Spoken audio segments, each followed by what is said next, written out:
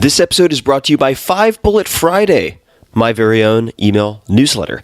It's become one of the most popular email newsletters in the world with millions of subscribers, and it's super simple. It does not clog up your inbox. Every Friday, I send out 5 bullet points, super short, of the coolest things I've found that week, which sometimes includes apps, books, documentaries, supplements, gadgets, new self-experiments, hacks, tricks, and all sorts of weird stuff that I dig up from around the world. You guys, podcast listeners and book readers, have asked me for something short and action-packed for a very long time, because after all, the podcast, the books, they can be quite long. And that's why I created 5 Bullet Friday. It's become one of my favorite things I do every week. It's free. It's always going to be free. And you can learn more at tim.blog/Friday. That's tim.blog/Friday. I get asked a lot how I meet guests for the podcast, some of the most amazing people I've ever interacted with. And little known fact, I've met probably 25% of them because they first subscribed to 5 Bullet Friday. So you'll be in good company.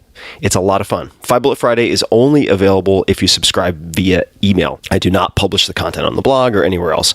Also, if I'm doing small in-person meetups, offering early access to startups, beta testing, special deals, or anything else that's very limited, I share it first with 5 Bullet Friday subscribers. So check it out. tim.blog/Friday. If you listen to this podcast, it's very likely that you'd dig it a lot. And you can, of course, easily subscribe anytime. So easy peasy. Again, that's tim.blog/Friday. And thanks for checking it out. If the spirit moves you. Optimal minimal. At this altitude, I can run flat out for a half mile before my hands start shaking. Can I ask you a personal question? Now would seem an appropriate time. What if I did the opposite? I'm a cybernetic organism, living tissue over a metal endoskeleton. Tim Ferriss Show.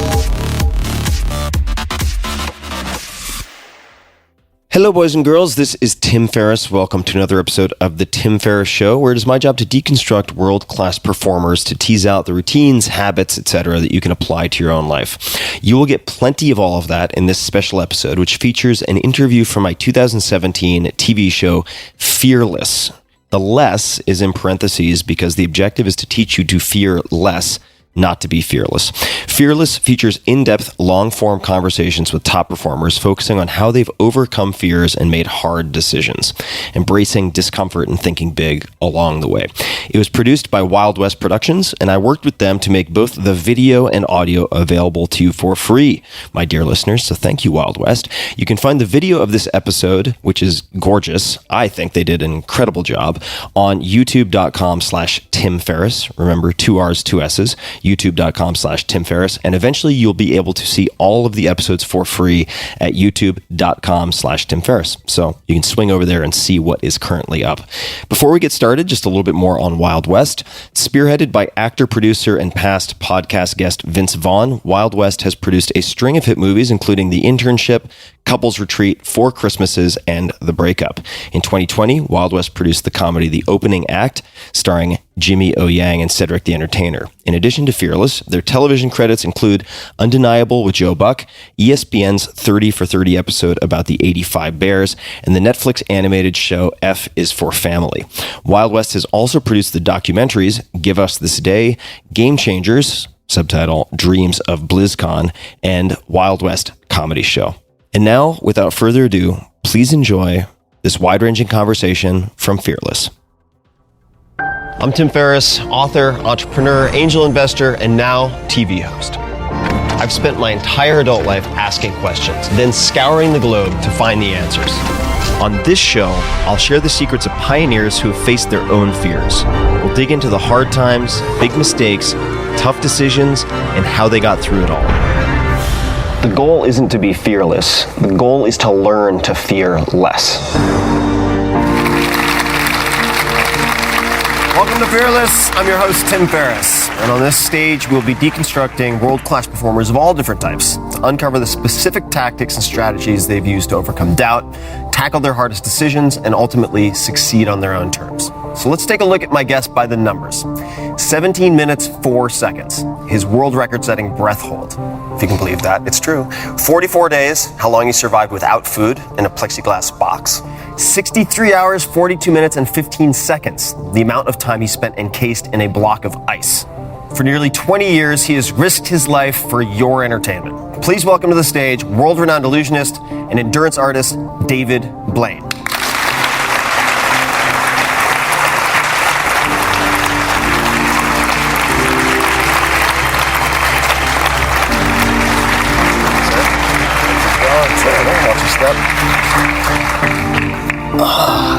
So, David, I have wanted to have this conversation for years now. Yeah, and I'm excited. We're going to have fun tonight. And I thought one way we could start is with a video that maybe does not represent the most fun, but I think is a good video nonetheless. Awesome. This is as close as I come to doing a magic trick. Focusing, you're doing good. Here we go.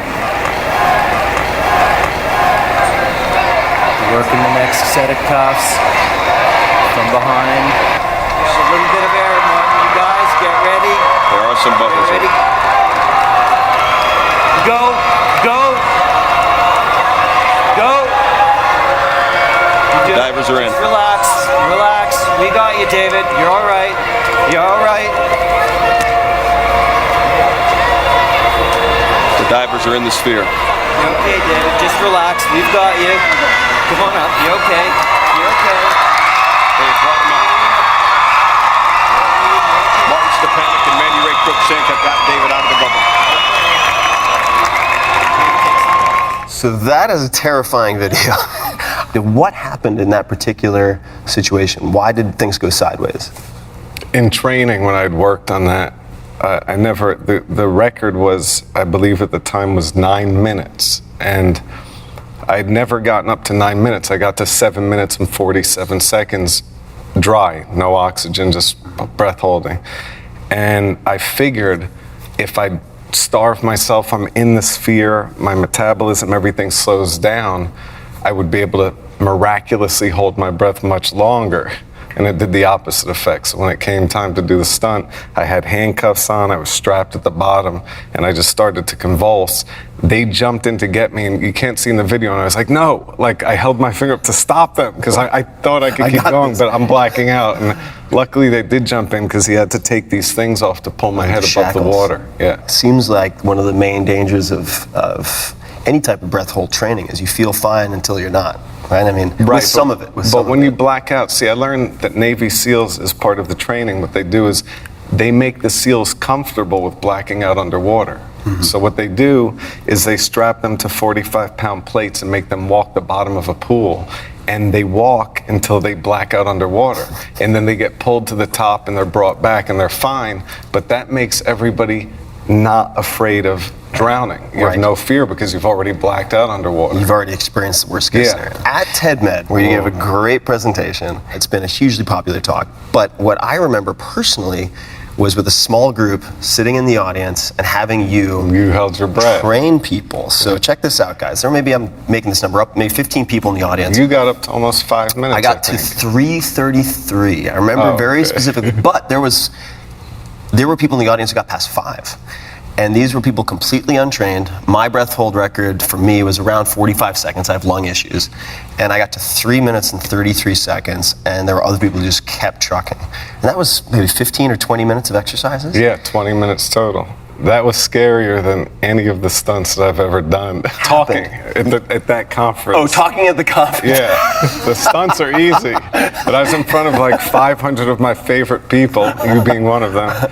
And I had never given a public talk where I wasn't doing magic. So just to stand there and have to talk in front of everybody that I respect so much, I was like 3 days, 3 nights, no sleep. So that was its own stunt. So, I mean, it's all relative, right, guys? I mean, he's not afraid of that, but he's afraid to talk in front of 500 people. So whatever your fears might be, it kind of puts it in perspective. What was your childhood like? How would you describe your childhood, early childhood? I grew up in Brooklyn with a single mother, and we didn't have much. She worked multiple jobs, but she was so incredible because she allowed me to dream, imagine.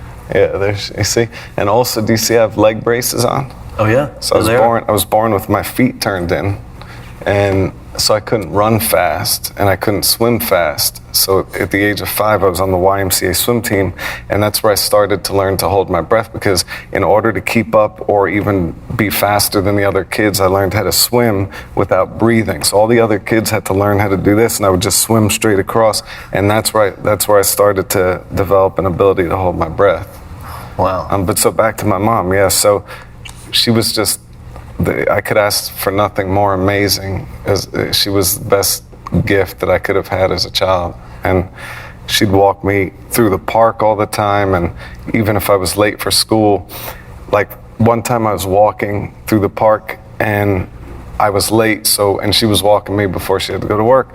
And I was like, Mom, look, there's King Kong. And instead of her saying, no, we're late, let's go, she said, where?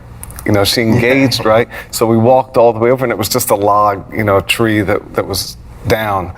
But the idea that she let me imagine and believe and didn't want to stifle that's what made her so incredible. How were you introduced to magic or magic tricks? When I was about 5 years old, my mother gave me a deck of cards, and I would carry it everywhere that I went. It was like a treasure to me. And I would go to the library and wait for my mother to finish work and pick me up. And one of the librarians one day walked me through a simple book of magic, self-working stuff.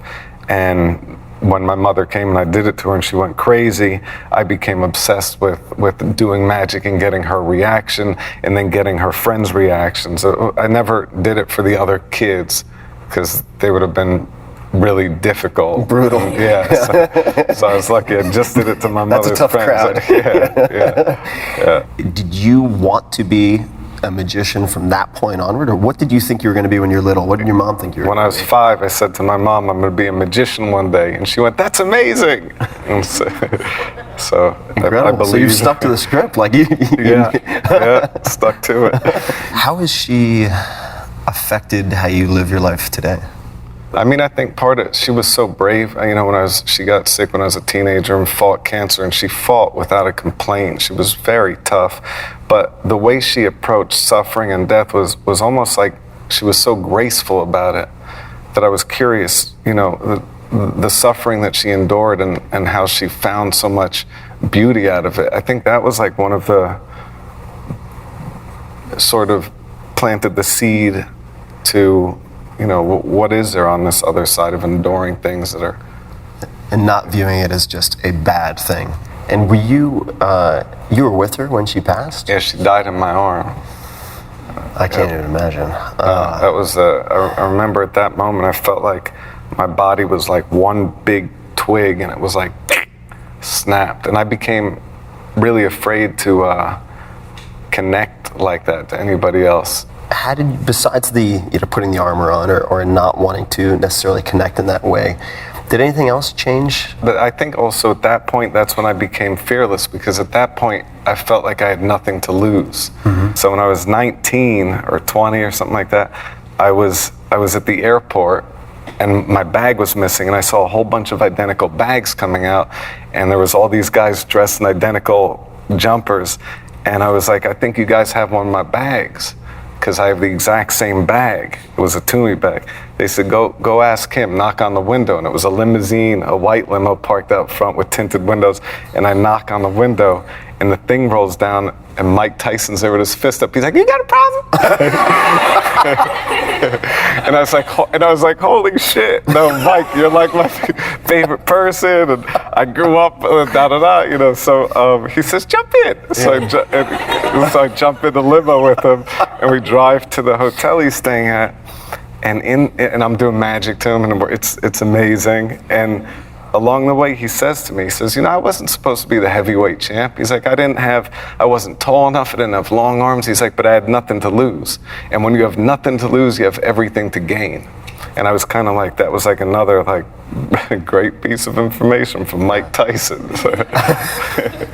So these types of encounters just blow my mind, because if I look at your chronology, so at 18, I think it was, and I don't know if this was a milestone or not, but I believe this is when you jumped a turnstile, got in some trouble for that? Yeah. Could you tell people about this? I was doing magic in restaurants, and it started as a waiter where I would do magic, and then I people wanted to come back and just see me doing magic. So I started walking up and down Park Avenue and trying to get different fancy restaurants to let me do magic to the people that were dining, and then they would tip me. As I started doing that, I started getting hired by wealthy New Yorkers to do their parties and things like that. One night I jumped over a turnstile, and that's when Giuliani was sweeping everybody. So I got locked up, but as I was going there, I kept breaking out of the cuffs for the cops, so they liked it. Cops love that, by the way. I'm kidding. They actually do. Oh, did they? Yeah. So I have to pause. So you're like, hey guys, these aren't working. I mean, how do they respond to that? Yeah, no, they're all good. They know that I'm not really a threat, but so it's gonna. Anyways, they know they just have to go through the motions. Yeah, so I get put in central booking, and central booking is crazy. It's like everybody's in and out of Rikers, so it's like a tough room, and you're being moved from one cell to another, and there's like 40 guys in there, and I'm like, oh man, I'm gonna get my ass kicked. So the 4 biggest guys are sitting on the ground playing spades. So I walk up to them and grab the deck of cards from them, and I'm like, let me show you something. Like, they're ready to kill me. Yeah. And I start doing magic, and then what happened was they started to go crazy, and these are the toughest guys in the cell. So then the whole cell is around me, 30 guys or 20 some guys, all going crazy, and then the guards come in, and everybody was reacting to me doing like they were all going crazy together. And I was like, whoa. So these people on Park Avenue, these super powerful people, and then in prison, these guys, the reactions are so amazing and so similar. I want to show that. So that became the impetus for the first TV show, which was called Street Magic. You know the guys that do 3-card money, right?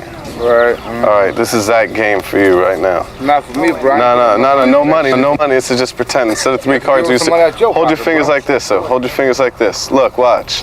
This card, right? Remember diamonds. Forget ace, just diamonds. Hold it parallel. What card do you have? What? What card is that? Can I look at it? Yeah, but name it. What is it? Ace of diamonds. Diamonds, just diamonds. Look, show it to them, make sure it's all right. Bingo, All right, bango. show it to them too. Bingo, bango. Bingo, bango, cool, Yes. man. Hold it like this, look. Lower, watch. This one, same thing, just remember hearts. Forget ace, just Right, hearts. right. Watch this switch, ready? See, I switched it. Look, I'll do it again. See it switch back. Just switch twice so quick you didn't see it. Get up off my shoe, homie. Sorry. Not switch. Yeah, switch twice. Look, I'll do it so you can see it. Look, here's the move. See how the borders line up? Don't pull it on the bottom. No, but look, I'm teaching you. I'm teaching you right now. That's how I do it. Hold it tight, though, to make it impossible I got it now, because tight. you know the move. I have diamonds, ready? Right. Without looking at it, what would you bet on, hearts or diamonds? You bet you ain't got no money. All right, but pretend bet. Would you bet hearts here or hearts here? Or could I impress you if the heart was on top, diamond was on bottom? The heart's on top because you had the heart. Turn your hand over. Nope. Go ahead, turn your hand over.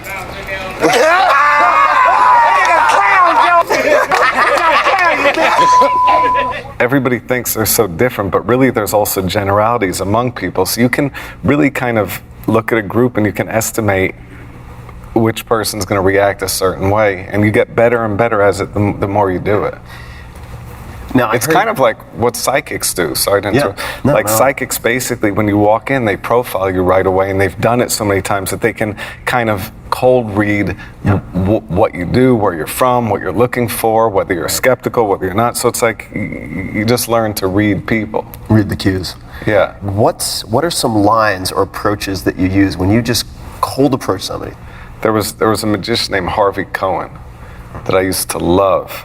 He taught me so much, and he would approach people when he would do magic, and he would say he was very fumbly with the cards. But while he was fumbling cards, he was secretly like loading cards in your pocket and doing all this stuff. So he'd kind of approach with this non-approach. It wasn't like, look, I'm a magician, I'm gonna amaze you. It was almost like he couldn't hold the cards, so you'd be like hoping that he was gonna succeed.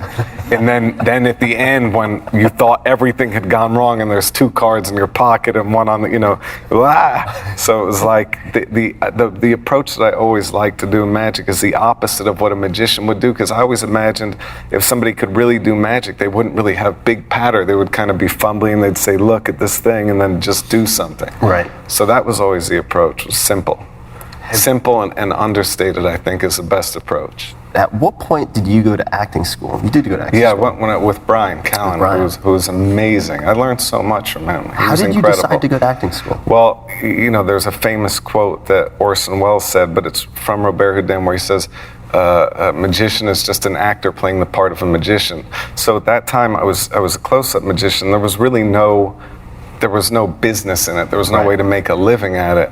So I figured I would study acting and take it seriously and maybe apply it to magic and see what happens. And it was a really valuable year because what you learn in acting school is living truthfully in a given imaginary circumstance. So it's interesting because when you apply that to magic, it's like instead of these are just tricks, you kind of like almost believe what you're seeing on some level. Not believe it like, how'd I do that? But you kind of play into that as opposed to the silly pattern, the silly trick. And I feel like the magic comes to life that way. It makes a performance more interesting. One of the best things Brian taught me there, he was an early mentor to me. One of the quotes that his dad gave to him is, always surround yourself with people that will inspire you or help you grow. And that was just a great piece of advice from him. I took that very seriously and pursued people that I looked up to or that I admired and tried to learn things from them. Since I didn't have really, a father figure or anything like that. Did you look for father figures kind of throughout that adolescent period, or was it more surrounding yourself with peers? No, well, early on I would read about all of the people I looked up to, and that was kind of like my college, was finding people that did things that I was really amazed by and then learning as much as I could. And then what I started doing is I started finding all of the books on Nobel Prize winners, and then in literature specifically, and then I would read what books they recommended, and then I would read the books that they recommended, then on the back of that book it would be what this book was influenced by. So I started going through lots of that stuff. The original hyperlinks, bibliographies. Yeah. When did you start fasting, and why? I've been obsessed with fasting since I was a kid, but I think it started when my mother gave me Siddhartha to read, the Hermann Hesse book, and I read it when I was 11 years old, and in it he fasts and he stands and he does these things where he sees the world in a different way, and he realizes that he can control his body and with his mind. So that was the beginning of the seed of the curiosity, and then loving the way you feel when you fast, how you, like, colors change, the blues become vibrant, you notice the sky, you become more emotional. So I took everything away, and it was incredible. So the fasting, Siddhartha is one of my favorite books. Really? Absolutely. And I remember... Have any of you guys read that? It's a short read. It's amazing. It's Siddhartha, a short read, it's amazing. and I remember at least in 2 instances, so he's trying to court this noble woman, I think she is, and he's also trying to get a job with a merchant at one point. And they ask him, because he's effectively at least acting the part of monk at the time, they say, well, what can you give? What can you do? And he said, I can think, I can wait, and I can fast. Yeah. And he talks about the value of not being beholden to food. And he says, for instance, if you asked me to work for you right now and I needed food, I'd have to say yes to whatever you offer me, because since I can fast, I can think about it more rationally. But I've done 7 and 10-day fasts. I've never gone as far as you have, but it's incredible when you click over from carbohydrate dependent to pulling on your fat stores. Cognitively, everything changes. It's very, very interesting. It's hard to go, you can't go back to how it was before in terms of viewing food and so on. Yeah, that's It's true. totally different. Looking back over your stunts, all the magic, the endurance feats, which ended up being more dangerous than you expected, or scarier than expected? Probably the 44 days with the water fast in London in a box, because I think I went into mild organ failure and I dropped a 33% BMI, which was well documented, but it was the recovery on that. I think to this day it's still screwed up my metabolism and my weight goes up and down really fast, and it did real damage. It's a vitamin deficiency, so the pigment leaves. David Blaine, who has been there 44 days. No food, only water. Yeah, I lost 60 pounds in 44 days.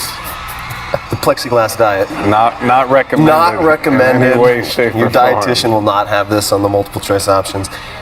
What did your refeeding look like after that? Well, that was a really interesting part. So after I did the 44 days, I was rushed to the hospital where I stayed for, I think, 2 weeks. When they started refeeding me, I think my phosphate levels jumped out of control, and I almost went into shock and died, and that was the refeeding syndrome. Yep. We published a paper in the New England Journal of Medicine about the refeeding syndrome, which is because most hunger strikers in the past, they do it and they're very anti-government, it's for a statement, whereas I just did it as a performance piece. And therefore, I was willing to give all my bloods and all my urine to doctors and let them use it as research. So it actually became useful in the sense that there was a real documented study of the prolonged effects of fasting. 44 days. Or starvation, technically, yeah. Were there any of your performances on the flip side that you thought were going to be very difficult or very scary that were easier than expected for you, for whatever reason? Nope. What does magic mean to you? Because you do so much more than illusion and magic. I mean, you really have sort of a full stack performer kit at your disposal. But what does magic mean to you? And for me, it's just a beautiful performance art. Like, it's something where, and it's also like you learn a really difficult skill. It defies logic, and then you have an immediate reaction to it. So it's something you can do almost anywhere, anytime. And it's also a constant pursuit of information, but information that isn't readily available. So it's like you have to dig up history. You read about a guy that had done something from 100 years ago. He died, took his secrets to the grave. So you spend years trying to understand how he did it, and it's trial and error, practice, repetition, and then finally, all of a sudden, you're able to do these things that you had only read about. Like, one was called the Human Aquarium, which is about a guy that could convert his body into an aquarium where he could store creatures. Another was, yeah, I'm not kidding. This is a real trick. Yeah, another was a magician. Wait, another was a so magician. Like put a sturgeon in his mouth and like regurgitate it? Well, anything, yeah, anything that could live in water and land. But then you also find there's another guy that was the Human Dragon. And he could drink kerosene. It would float on top of a gallon of water in his stomach, and then he would blow fireballs out of his mouth, igniting a huge fire, and then just when he thought that was the end, he'd use a gallon of water that was stored in his stomach and put out the fire. But of course, one time he did it wrong and died. So, and took his secrets to the grave. So inadvertently. Yeah, but so I see the footage and I'm like, I want to do that. So I spent like 20 years trying to figure it out, and I couldn't because there was nobody had the secrets. So I was like, oh man, maybe this isn't such a smart idea to do. So we're gonna pull up this video involving an ice pick. You can see how complex and how dangerous to take an object and put it through your hand is. And especially where David's doing it, there's a whole complex of arteries there.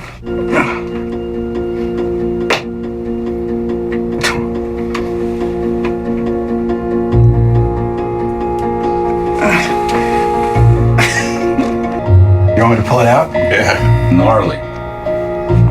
Oh. Nothing. Just a hole. No blood. Nothing. Just a hole. There's not any blood on this thing either. Nothing. Explain that one, Dr. Rudin. Okay.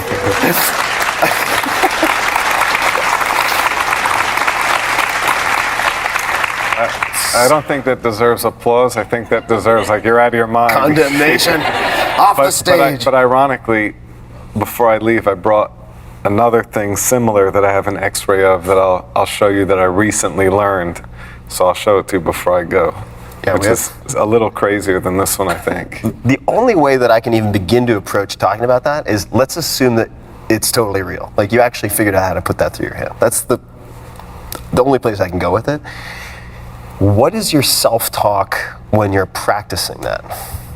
Well, I mean, Houdini used to do this thing where he'd push pins through his face and then pull them all out, swallow razor blades, pull them out threaded, but there are ways to to do things that are real that you know, you would assume it can't be done because you would assume that you're going to bleed, but there's a way to. And I started with acupuncture needles, just trying to see if you could go straight through. I had x-rays taken, MRs, you know, the whole thing, so I could know where all the blood vessels and everything lie. And then I found a sweet spot and just started, you know, slowly figuring out how to go through the hand. Is there any particular trick or stunt that has obsessed you for a long time that you have not yet been able to figure out? Yeah, the craziest one. I've been obsessed with the idea of sleep deprivation. Yeah, but when you do sleep deprivation, like the Native Americans would do it, and you get this really incredible hallucination. Vision quest. Yeah, so it's like, I've done like 5.5 days with no sleep, and for me, hallucinations start to really kick in at like 55 hours if I'm standing up the whole time and it's a really rough environment. And it's, even though it's scary, it's also like you're having these dreams and these nightmares, but you're awake. But the North Koreans used it as an ultimate form of torture on the Americans when they were hostages, and many of those hostages came back tweaked for life. So it's like what is the breaking point? The risk-benefit analysis may not be in your favor. Yeah. So I remember at one point, so one of my favorite parks in New York City, Bryant Park. Was that where you were on top? Yeah. I was gonna stand on this pillar for a day and a half with no food, no water, and nothing to catch me if I fell. My legs are numb, my back is numb, but at the end of this hour, I'm gonna jump. I'm gonna jump straight down, and hopefully I'll survive. I remember reading at one point that, talking about hallucinations, the buildings became like wolf heads or something? Yeah, animal heads, yeah. Animal heads. And you look back, you see the shapes of just normal buildings, and you suddenly think, wow, that looks like a lion. So I was up there for like 36 hours, but I started hallucinating at like hour 30, but just light hallucinations. So the buildings that were behind me that were perfectly flat, I started looking at them, I was like, wow, I didn't know those buildings were lion heads. So the people That's down a below, light hallucination? but yeah, that's light. So the people below that were working on the thing, and the you know, people at ABC suddenly decided that there's no way I was going to hit my target. So they built this huge thing of boxes. It was enormous, which pissed me off. And I ended up jumping and hitting the mark, but that was during mild hallucinations. Have you ever learned anything from your hallucinations? Very curious. Not trying to imply that you have to have. Yeah, for sure. Just curious, because I'm in my mind comparing it to, say, some descriptions of the psychedelic experience. No, but it's different. Also, you have that as well, but one of the things that I did learn is, out of anything that I did that was extremely difficult, when your brain starts to go, like when you start to lose control of your mind, there's nothing as horrific imaginable. So it's like I never understood when somebody has mental illness, I never understood how severe that is.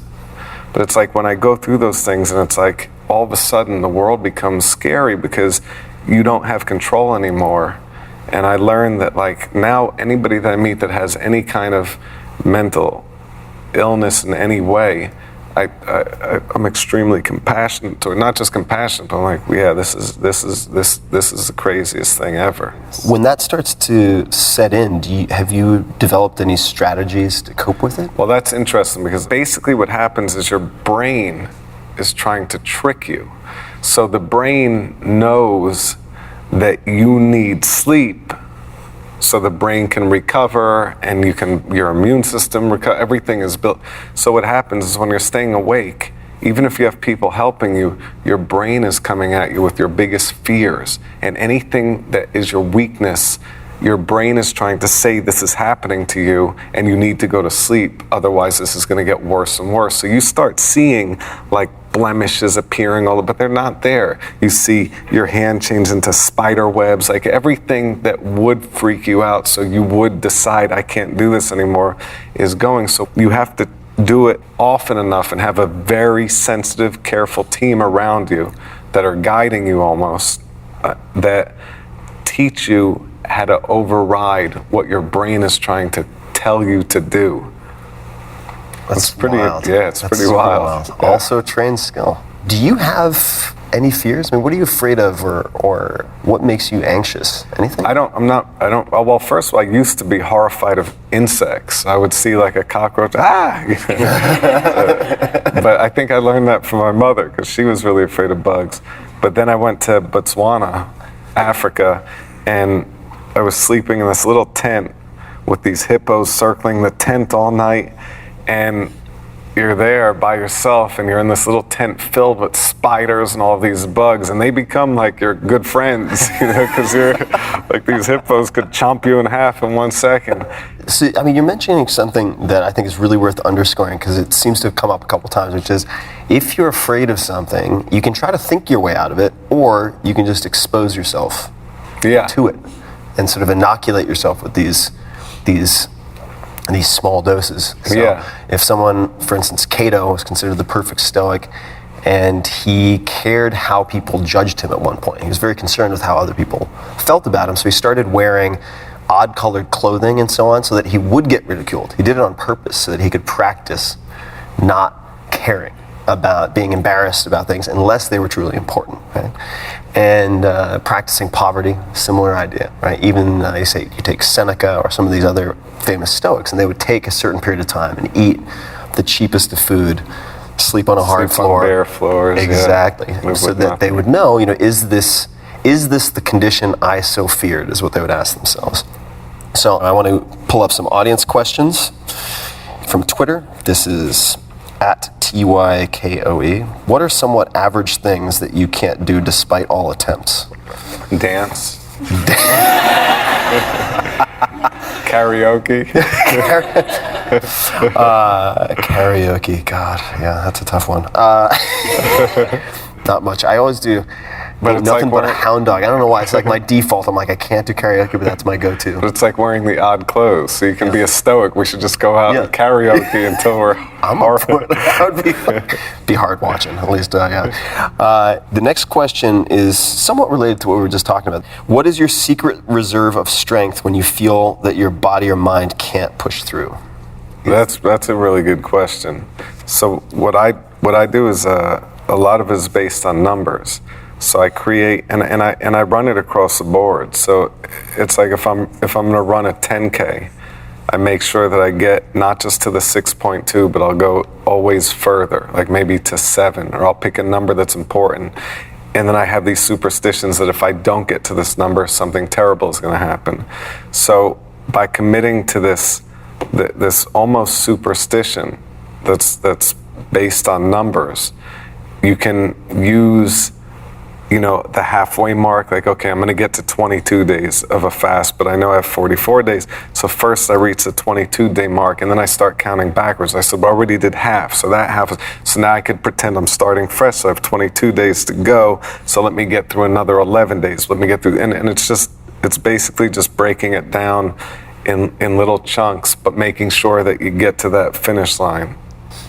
Didn't you do something or have a very similar superstition when you were a kid in school, really, like your school bus? You had to do certain things, like pull a leaf off a tree, or something terrible would happen. I would stop and there'd be a leaf that was just out of reach when you jump, and I'd just keep jumping and jumping, and then I have to put something down until I got that. Just little things. But it's weird because for me, it was almost like training, because I'd set a goal that was very difficult, and then I just wouldn't quit until I got it. And part of it was a superstition of doing this ridiculous thing that has no meaning, but just not quitting until it's done. This one's from Facebook. This is Patrick Makuka Zagambo.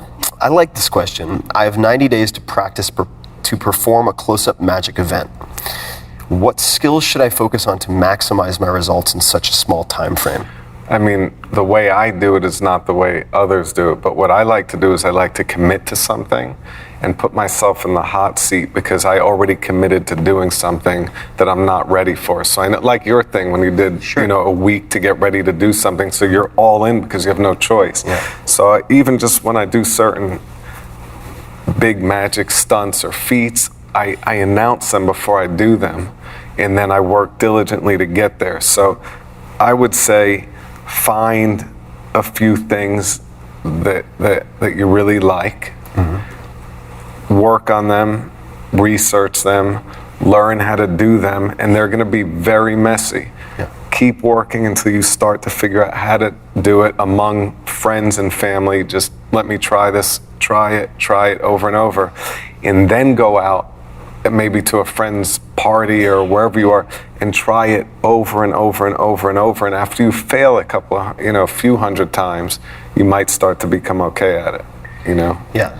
And I find also with a lot of these questions like this, I think you made a great point. People are looking for more information or some type of particular way of training, but what they really need is just social accountability and the incentive, right? So if you publicly announce it, you will figure out how to make it work. You're committed to it. I have a buddy, AJ Jacobs. He lives in New York. He's a writer for Esquire, a really good guy. And he couldn't lose weight despite all of his attempts. And he wasn't obese. He described his physique as a python that swallowed a goat, like just kind of like middle-aged paunch. Like in The Little Prince. Yeah, and he wanted to fix it. And he had all the diet books. He just wasn't doing it. So he's a Jewish guy. He wrote a check, I believe it was to the American Nazi Party for like $1,000. Gave it to either one of his best friends or his wife and said, if I don't lose like 20 pounds by the end of next month, I want you to mail this in which case his name would be on the record, like public record as having donated to this organization. Lo and behold, he lost the weight. So I think the accountability is such a huge part of it. What are you learning right now? Josh Anderson on Facebook. What am I learning currently? So what I'm working on is I'm trying to figure out how to put together a stage show, because I've never really conquered that and haven't done it in a way that I feel is right yet. So I've been working, just getting up on like little comedy stages and trying out different things and the idea of being able to do something in a intimate room and then also in a bigger room, that's my goal. So that's the thing I'm working on diligently and I'm most consumed with right now. And it's a big learning curve. You know, you need to do thousands of shows before you really figure out what you're doing. Yeah. So it's hard to get that time and space necessary, but that's my big goal. Working on your material. Yeah, in a way. Figuring out like on the how to work it, yeah. I mean, I remember watching Comedian, the documentary with Jerry Seinfeld and also another up-and-comer, and it was so sobering and reassuring to watch, because you see Seinfeld, who's one of the biggest stars in the world at that point, and then he goes back to work on new material as a stand-up, and you just see him bomb.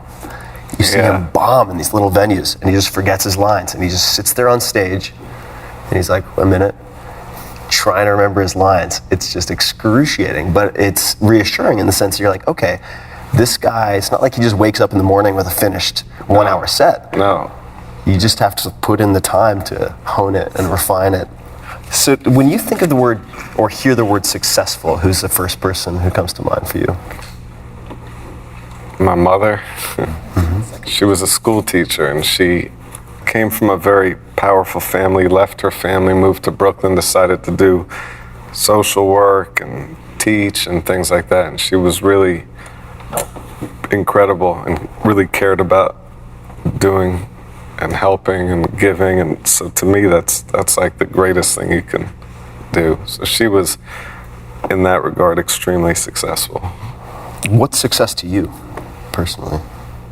When you give as much as you know, I think like Bill Gates is a great example, because he's made so much money, but he basically figured out that he can figure out how to give it better than most institutions can, so he directs his money outwards. So it's not like I want to have so much, it's like I want to amass this amount so that I can give it to the right places. I think that's really important. And you know, for me personally, it's like one of my favorite stories. So around Thanksgiving, whenever I can, I go to BAMC, which is the Brooke Army Medical Center, and I go into the burn unit there, where all the kids that are burnt from the war and just terrible tragedies. So every year that I would go, I'd try to get everybody that I can.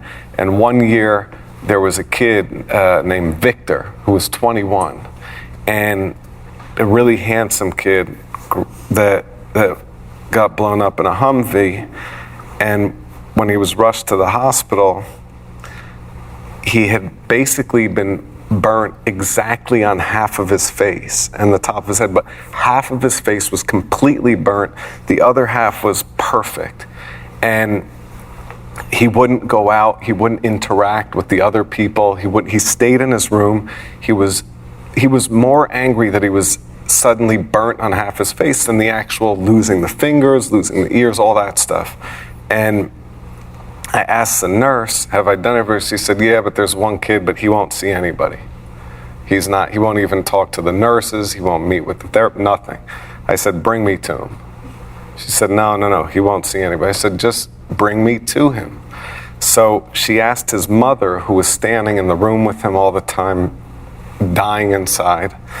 And the mother's like, sure. My son's not going to talk to him, but sure. I walk in and he's like stone-faced. He won't even look at me. Let me try. And I grab his hand, which people don't touch him like that, like nothing's wrong. So I grab his hand, let me show you something, and hold your hand out. And I start doing magic to him. And all of a sudden, because I'm not treating him like he was disfigured, suddenly I see him interested. Then I keep going and he cracks a little smile. And I see his mother, when that happens, bawling in the corner, but holding it in. So I'm like fighting my hardest not to cry. Anyway, I could completely finish doing magic to the guy. I put my hat on his head, which you should not do because it's open wounds. And I leave the hospital content that now I had done magic to everybody, including the guy that didn't want to see me. And then I decide to come back the next morning, the day after Thanksgiving, and the mother comes out and she's bawling. And she says to me, when she sees me, she's like, right when you left, my son let the nurses put him in a wheelchair and he went out with the other guys and he started his physical therapy. So it was like just that little bit of like treating him like there was nothing this way. And so I came back the next year and he had all this, so he looked really good. He had all this reconstructive surgery and it was in Texas, and I took him out for dinner and then to a strip club. We had the time of our lives. It was amazing. Wow. All right. It's hard to follow that up with just about anything, but what is your, if you have one, your end goal with magic? What keeps driving you? I mean, I think the ultimate goal is just, I always wanted to just bring magic to the people, just bring magic in a good way, or in a new way, or in a different way, or, so that's the end goal. Yeah, maybe we should try something in here. Yeah, we could try something in here. You guys want to try something live? All right. So, how should we begin? Can I take the X-ray? So one of the new things that I've been working on might be hard to see, but I'll let you hold this up. So this is an X-ray.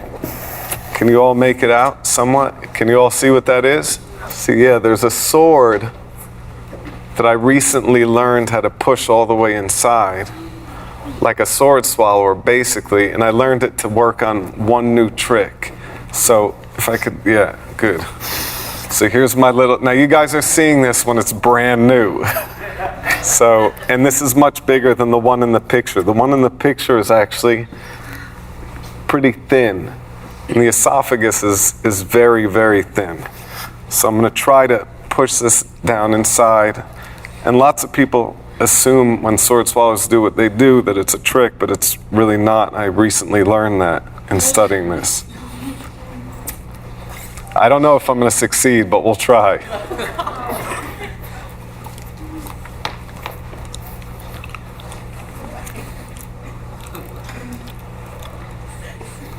You got to come closer, though, to make sure it's real. Okay.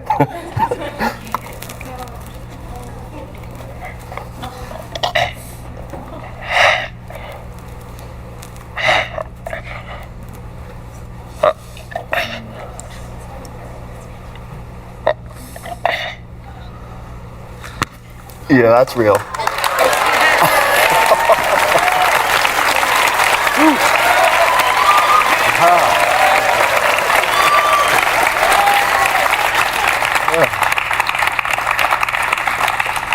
I'm not going to have him try it yet. I'm going to give Tim a week to learn it. Let me give this. It might have some food and stuff. No, I'm just kidding. Should we try this one other thing? Yeah.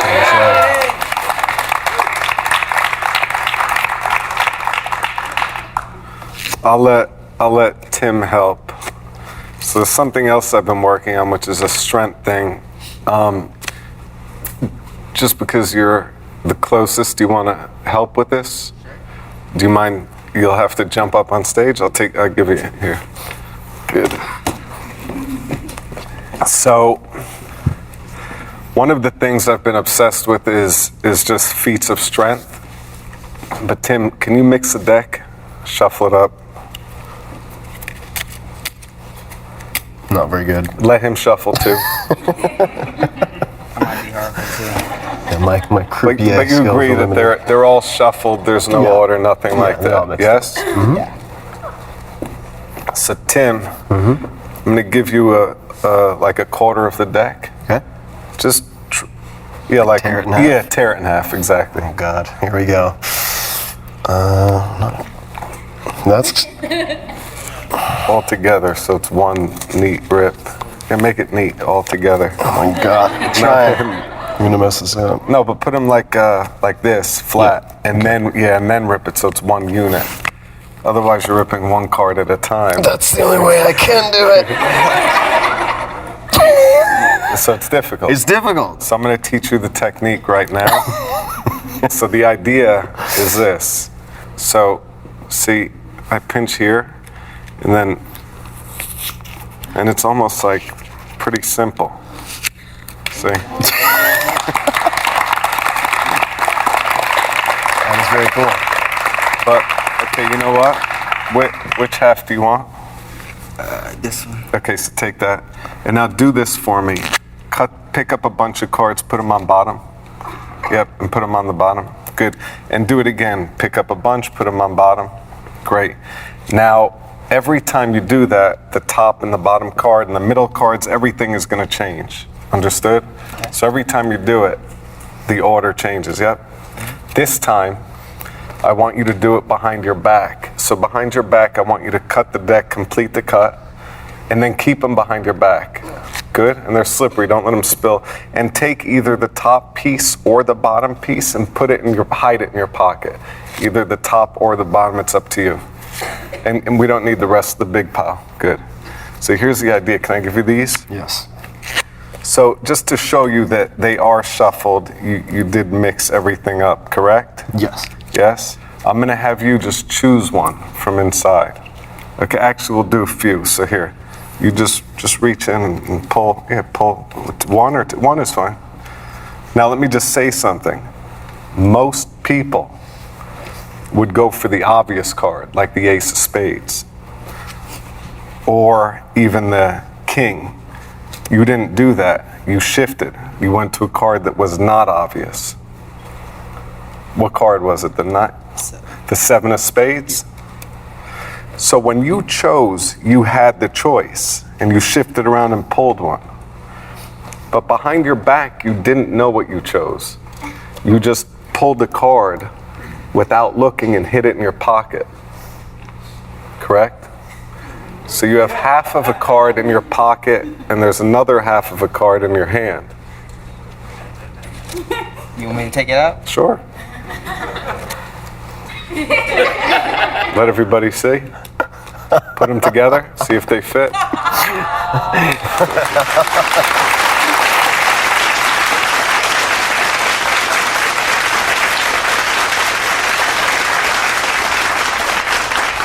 David Blaine, everybody.